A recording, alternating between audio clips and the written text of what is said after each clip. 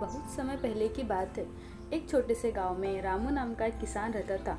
रामू गरीब जरूर था, लेकिन मेहनती और ईमानदार भी था। वह दिन रात खेतों में काम करता ताकि उसके परिवार का पेट भर सके। रामू का एक बेटा भी था जिसका नाम शिवा था। शिवा एक होशियार लड़का था, लेकिन वह मेहनत करने से कतराता था। उसे लगता था कि मेहनत करने से कुछ हासिल नहीं होता और वह हमेशा शॉर्टकट की ही तलाश में रहता था। एक दिन गांव में एक साधु महाराज आए।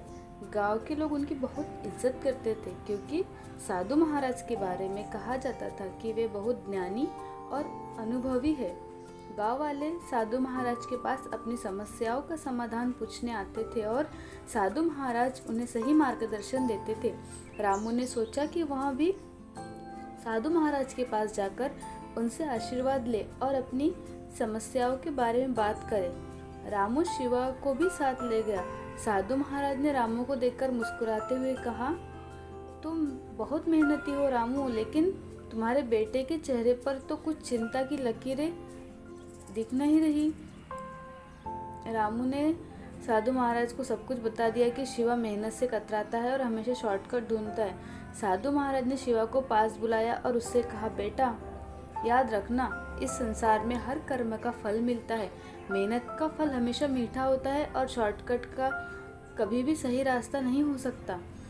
शिवा ने साधु महाराज की बात सुनी, लेकिन वह मन ही मन सोच रहा था कि साधु महाराज भी वही पुरानी बातें कर रहे हैं। उसने सोचा कि वह अपने तरीके से ही काम करेगा।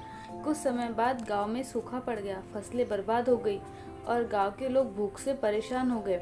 रामू ने भी इस संकट का सामना किया, लेकिन उसने हिम्मत नहीं हारी। वो दिन रात मेहनत करता रहा और जितना हो सकता था उतना अनाज बचाने की कोशिश करता रहा। एक दिन रामू बहुत बीमार हो गया और बिस्तर पकड़ लिया। अब सारा काम शिवा के ऊपर आ गया। शिवा ने सोचा कि अब उसे कुछ करना होगा। उसने गांव के एक अमीर सेठ के पास जाकर मदद मांगी, लेकिन सेठ ने कहा कि वह उसे तभी मदद करेगा जब शिवा उसके लिए कुछ काम करेगा। शिवा ने सोचा कि यह काम तो उसके लिए बहुत आसान होगा और उसने सेठ के लिए काम करना शुरू कर दिया। सेठ ने शिवा को अपने खेतों में काम करने के लिए कहा। शिवा ने पहली बार इतने बड़े काम का सामना किया और उसे समझ आया कि खेतों में काम करना कितना कठिन होता है। उसने देखा कि उसके पिता कितनी मेहनत करते थे, लेकिन वह इस बात को समझने में देर कर चुका था। शिवा ने अपने काम पर पूरी लगन और मेहनत दिखाई और धीरे धीरे उसे समझ आने लगा कि मेहनत का महत्व क्या होता है। सेठ ने शिवा की मेहनत देखकर उसकी मदद की और उसे कुछ अनाज और पैसे दिए। शिवा ने उस अनाज से अपने पिता और परिवार का पेट भरा और बची हुई फसल गांव के लोगों में बांट दिया। गांव के लोग शिवा की तारीफ करने लगे, लेकिन शिवा जानता था कि यह सब उसके पिता की दी हुई सीख और साधु महाराज की बातों का फल था। कुछ समय बाद रामू की तबीयत ठीक हो गई। शिवा ने अपने पिता से माफ़ी मांगी और कहा कि अब वह हमेशा मेहनत और ईमानदारी से काम करेगा। रामू ने शिवा को गले लगाकर कहा, बेटा मेहनत का फल हमेशा मीठा होता है। कर्म का फल भले हमें वही मिलता है जैसा हम करते हैं। अब तुमने यह बात भविष्य में समझ ली है, मुझे यकीन है कि तुम्हारा भविष्य उज्जवल होगा। शिवा ने साधु महाराज की बातों को भी याद किया और मन ही मन ठान लिया कि वह हमेशा सही रास्ते पर ही चलेगा और मेहनत से कभी पीछे नहीं हटेगा।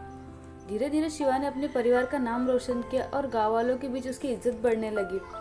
शिवा ने अपने जीवन में कभी भी शॉर्टकट का सहारा नहीं लिया और हमेशा मेहनत और ईमानदारी से अपने कर्म किए। वह जान चुका था कि कर्म का फल हमें हमेशा उसी रूप में मिलता है जैसा हम अपने कर्म को करते हैं। अगर हम अच्छे कर्म करते हैं तो हमें अच्छा फल मिलता है, और अगर हम बुरे कर्म करते हैं तो इसका परिणाम भी बुरा ही होता है। शिवा की यह कहानी गांव के हर बच्चे को सुनाई जाती थी ताकि वे भी समझ सके कि मेहनत और ईमानदारी का कोई विकल्प नहीं होता। शिवा ने अपनी मेहनत से न केवल अपने परिवार का और गांव का भी जीवन सुधार लिया। साधु महाराज की दी हुई सीख और रामू की मेहनत का फल शिवा को मिल चुका था और उसने अपने जीवन को सच्चाई और ईमानदारी के रास्ते पर चलने का संकल्प किया। इस तरह शिवा की कहानी कर्म के फल की एक मिसाल बन गई, जिसे सुनकर हर कोई प्रेरित होता है और अपने जीवन में सही कर्म करने की कोशिश करता है। गांव में अब हर कोई यह कहता था, जैसा कर्म करोगे वैसा ही फल मिलेगा, और शिवा की कहानी इस बात का सबसे बड़ा उदाहरण थी। तो दोस्तों, कैसी लगी आपको ये कहानी? अगर मेरी कहानी आपको पसंद आए तो मेरे चैनल को लाइक, शेयर और सब्सक्राइब ज़रूर कीजिएगा और बेल आइकन को ज़रूर प्रेस कीजिए ताकि मेरे आने वाले वीडियो का नोटिफिकेशन आपको मिल सके। Thank you for watching.